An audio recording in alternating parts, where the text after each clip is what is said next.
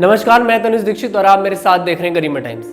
मणिपुर इस वक्त हिंसा और नफरत की आग में जल रहा है। 100 से ज्यादा लोगों की वहां मौत हो चुकी है। बीजेपी और केंद्र नेताओं के वहां घर जलाए जा रहे हैं। लोगों को अपने घर छोड़कर भागना पड़ रहा है।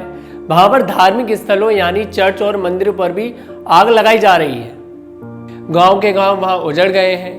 पुलिस पर हमले हो रहे हैं। वहां पर इंटरनेट सेवाएं बंद हैं और सुरक्षा के लिए जवानों को तैनात कर रखा है।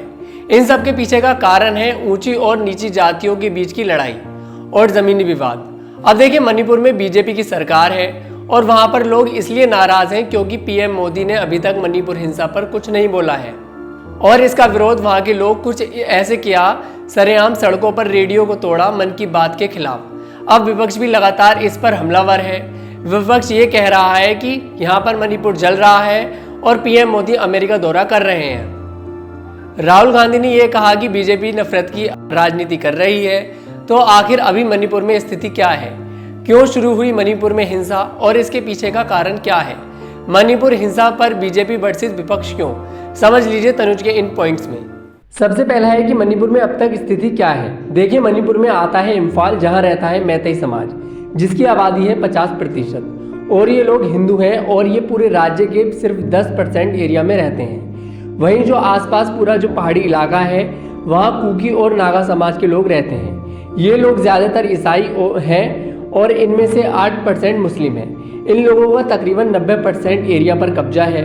मेजोरिटी में होने के बावजूद मैतेई यानी हिंदू लोगों को 90% पहाड़ी इलाके में घर लेने का अधिकार नहीं है क्योंकि उनके पास एसटी का दर्जा नहीं है।